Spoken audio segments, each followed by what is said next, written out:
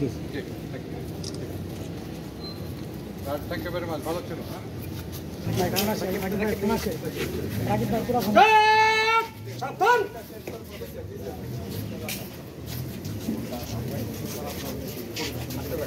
ধন্যবাদ জানাচ্ছি। বেসিক্যালি এটা আমার একটা রুটিন সফর। আপনারা জানেন যে দেশ একটা পরিবর্তনের মধ্যে দিয়ে যাচ্ছে। গত 5ই অগাস্টে যে ছাত্র জনতা যে উত্থানের ফলে যে একটা পরিবর্তন সাধিত হয়েছে এবং এর ফলাফল অনুসারে আমাদের কারাগারগুলো বিভিন্নভাবে ক্ষতিগ্রস্ত হয়েছে।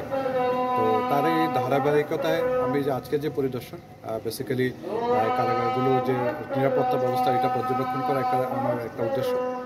এর পাশাপাশি আমি বন্দি ব্যবস্থাপনা যেগুলো কিছু পরিবর্তন সাধন করেছি এটা সরেজমিনে পরিদর্শন করব এবং সর্বোপরি আমাদের কারারক্ষীদের উপর কিন্তু একটা বিশাল চাপ গিয়েছে। তো তাদের সাথে কথাবার্তা বলবো আমি, তাদের মনোবল যাতে উঁচুতে উঠাতে পারি এটা আমাদের একটা চেষ্টা থাকবে যাতে তারা তাদের দায়িত্ব সঠিকভাবে পালন করে। আপনারা জেনে থাকবেন যে এই একটা কঠিন সময়েও কারারক্ষীরা কিন্তু তাদের দায়িত্ব পালনে অবিচল ছিল এবং দু একটা বিচ্ছিন্ন ঘটনা ব্যতীত দেশের সকল কারাগার কিন্তু সুরক্ষিত ছিল এবং নানা সীমাবদ্ধতা সত্ত্বেও আমাদের কারারক্ষী কিন্তু তাদের দায়িত্ব পালন করে গেছে এবং এদেরকে আমাকে এই ব্যাপারে আমি মনে করি যে তাদেরকে আমাদের সাধুবাদ জানাতে হবে এবং আমরা ডেফিনেটলি কৃতজ্ঞ। একটা প্রশ্ন ছিল যে একটা বড় অংশ নিজেরাই ফেরত এসছে, তারা তাদের ভুল বুঝতে পেরে ফেরত এসছে এবং একটা বৃহৎ অংশ ইতিমধ্যে যারা নিজেরা স্বইচ্ছায় ফেরত আসেনি তাদেরকে গ্রেপ্তার করা হয়েছে এবং এই পর্যায়ে অ্যাপ্রক্সিমেটলি 500 প্লাস মাইনাস আমাদের এখনও যারা পলাতক আছে এবং প্রতিনিয়তই তারা ধরা পড়ছে এবং তারা আইনের আওতায় আসছে। যেখানে অংশ ইতিমধ্যে পুনরুদ্ধার করা সম্ভব হয়েছে, অল্প কিছু অংশ এখনও আমরা উদ্ধার করতে পারিনি, বাট প্রতিনিয়তই আইন শৃঙ্খলা রক্ষাকারী বাহিনী আমাদেরকে সহায়তা করছে এবং অস্ত্র উদ্ধার অভিযান অব্যাহত রয়েছে। দেশের কয়েকটা নিয়ম মোতাবেকই যথে আমরা আসলে তো মানে যেটা দেখছি হচ্ছে ঠিকাদার পরিচয়ে তাদের সাথে ডিল করছি।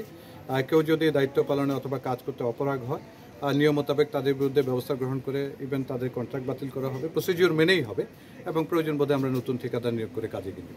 কারাগারের খাবারের মান আমরা কাজ করছি আসলে বেসিক্যালি জানেন আপনারা এটা একটা পয়েন্ট ছিল, মন্ত্রী পরিষদ বিভাগেরও একটা পয়েন্ট ছিল, তার আলোকে আমরা একটা কমিটি করেছিলাম। কমিটি তাদের একটা প্রস্তাবনা দিয়েছে যে কিছু পরিমাণ বৃদ্ধি করার জন্য, বিশেষ করে আমিষের পরিমাণ, প্রোটিনের পরিমাণ।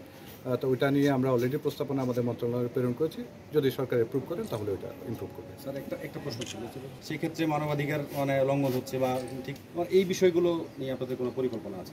জি, এটা আসলে একটা দীর্ঘদিনের সমস্যা আমাদের, বাট আপনারা জানেন যে সরকার কিন্তু এই যে বন্দি ব্যবস্থাপনা উন্নয়নের জন্য অনেকগুলো কারাগারকে সম্প্রসারণ করার জন্য পদক্ষেপ নিয়েছে এবং সবচেয়ে খুশির কথা হলো এই কারাগারও, জামালপুর কারাগারও কিন্তু তার মধ্যে অন্যতম, যেখানে হচ্ছে বন্দি যাতে ধারণ ক্ষমতা বাড়ানো যায়। তারপরে আমাদের সীমাবদ্ধতা আছে, বাট আমরা আসলে অন্যান্য সময়ের তুলনায় এই মুহূর্তে কিন্তু বন্দির সংখ্যা কম। তো এই মুহূর্তে আমরা কিছুটা রিলিফ আছি, বাট আমরা আমাদের নিজস্ব ব্যবস্থাপনার মাধ্যমে এটা চালিয়ে যাচ্ছি। আমরা আশা করছি যে এই সম্প্রসারণ কাজগুলো শেষ হওয়ার পরে আসলে এই সমস্যাটা অনেকটাই সমাধান। প্রশ্ন আছে আরো কোনো?